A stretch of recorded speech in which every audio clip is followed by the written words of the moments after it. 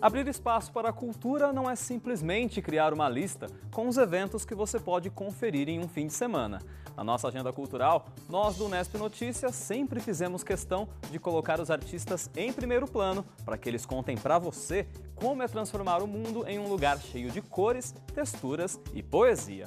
Por tabela, você ganha informação para te ajudar a entender cada vez mais o mundo das artes. Das galerias à arte de rua, em 2014 a gente criou um mosaico de deixar os olhos brilhando. Começando pelo grafite, você viu como cores vivas e traços rústicos podem mudar a nossa percepção sobre uma forma de arte que ainda enfrenta bastante preconceito. E aí, um grafiteiro pode convocar até alienígenas para mexer com os nossos sentidos.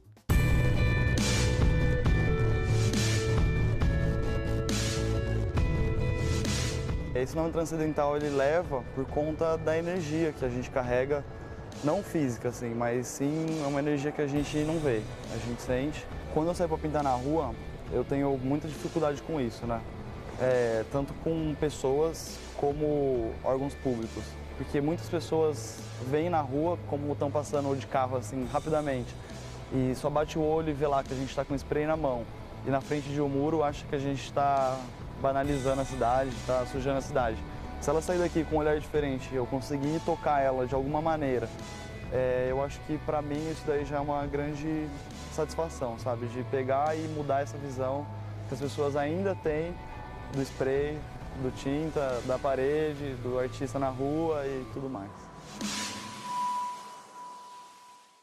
E foi um ano bem criativo para a arte de rua, viu? Ficou bem claro porque o grafite tem tomado conta das galerias de arte do mundo inteiro. Além de sobrar criatividade, ele ainda consegue a façanha de incorporar as raízes brasileiras ao dia a dia dos sprays.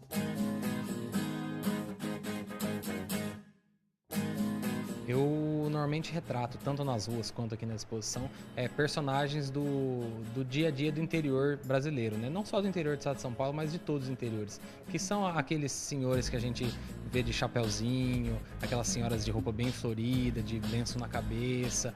E no caso da exposição, né, eu coloquei as crendices que esse povo tem, que é um povo mais simples, mais matuto, só que tem uma graça muito grande no que eles acreditam.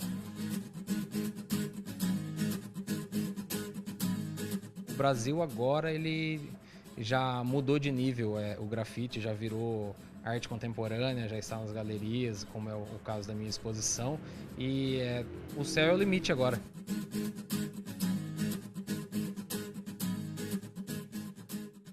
A gente também passou pela história de ícones da arte bauruense, como o pintor José Bacam. Ele se tornou uma referência tão importante para a cidade que, inclusive, dá nome à Pinacoteca Municipal.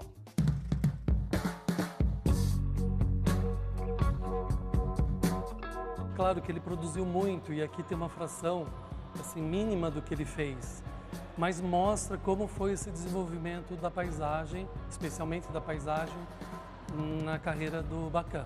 Ele vai se especializando no reflexo da água, em retratar esse reflexo com luz, com as sombras, as cores, que na verdade a água modifica essas tonalidades. Então ele foi se especializando, mas de início você percebe que é um retrato, é a tentativa de retratar a realidade.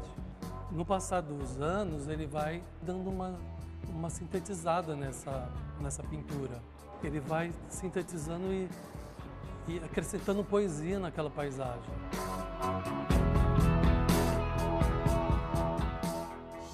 E como a Copa do Mundo foi um dos principais assuntos de 2014, ela não ficou de fora nem da nossa agenda cultural, graças a um grupo de 19 artistas que uniram nas telas duas paixões do brasileiro, o samba e o futebol.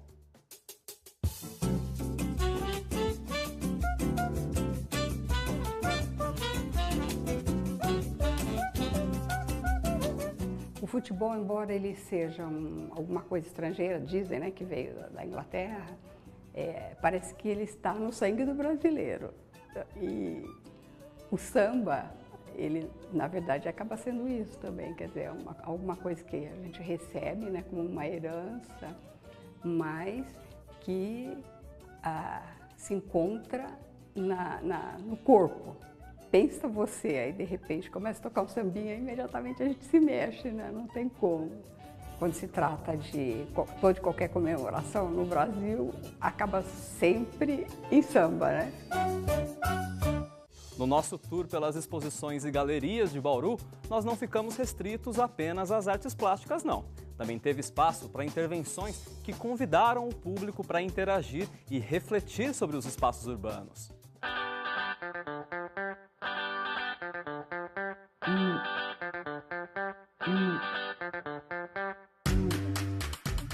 São 20 bonecos em tamanho humano natural, confeccionados de cola, papel, fibra de vidro, com acabamento em gesso. E a ideia é a gente trazer aí situações e personagens do dia a dia, do cotidiano, com um olhar bem humorado para a cidade. A ideia mesmo é a gente olhar para a cidade e ver o quão diversificada ela pode ser e os diferentes personagens que ela pode trazer. A gente percebe que as pessoas querem chegar perto, ficam curiosas para saber qual material foi usado, querem tocar, muitas vezes se identificam com os personagens, então eu acho que tem sido um grande sucesso. A gente tem conseguido atiçar aí a curiosidade das pessoas e fazer elas olharem para si mesmas, né? Além de apresentar outras visões sobre a realidade, uma exposição também pode fazer a gente voltar no tempo. E para isso, é só reunir os brinquedos que fizeram a alegria dos adultos.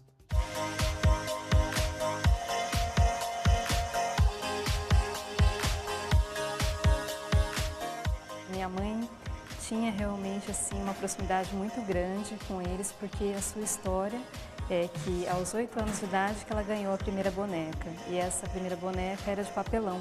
Pelas dificuldades que ela teve de ter os seus brinquedos na sua infância, ela foi adquirindo esse acervo e preservando bastante ao longo do tempo, como se fosse sempre aquele primeiro presente, aquela primeira boneca. Aqui, em maioria, são bonecas, né? Mas tem outras peças que, de repente, assim, chamariam a atenção também. Cada um tem a sua história. Eu não saberia dizer para você qual a minha preferência.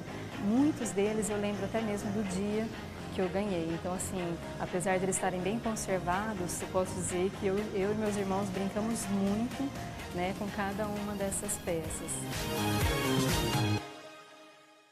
Bom, já teve street art, artes plásticas, intervenções artísticas, falta fotografia, né? Algumas das imagens mais bonitas que nós mostramos neste ano foram do lituano Antanas Sutkus. São fotos sobre a desigualdade do comunismo durante a Guerra Fria, mas que apesar do tema denso, são para lá de tocantes.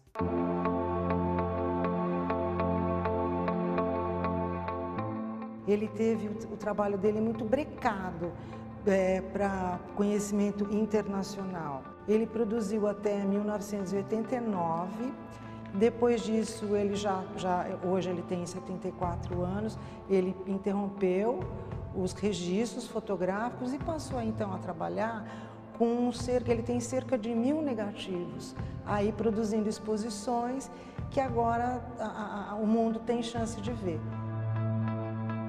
Antanas tem uma extrema doçura em ver o mundo e é muito bonita uma frase que ele sempre coloca, que apesar de ter vivido numa época de tanta repressão, ele se coloca como um homem livre.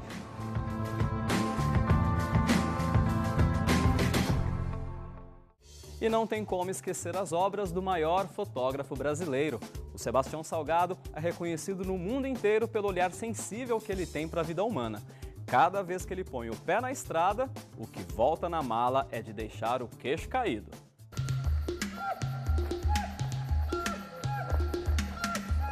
A importância do Sebastião Salgado, não só no Brasil, mas no mundo inteiro, é imensa.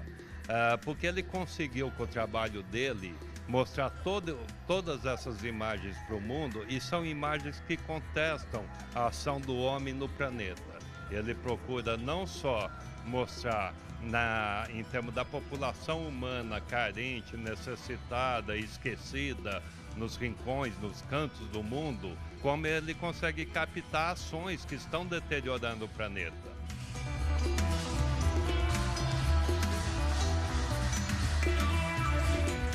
Eu acho que ele colocou Gênesis, o nascimento da vida, mas a grande vontade é a perpetuação de todas as vidas. E o lado bom de terminar com Sebastião Salgado é que você ainda pode conferir a exposição Gênesis até fevereiro no Sesc. Então é só aproveitar esses dias de folga agora do fim do ano ou então as férias em janeiro. Bom, a gente espera que essas imagens inspiradoras te motivem a ver o mundo com outros olhos em 2015. Um Feliz Natal atrasado para você, um ótimo fim de semana e como na próxima sexta já é ano novo, até o ano que vem.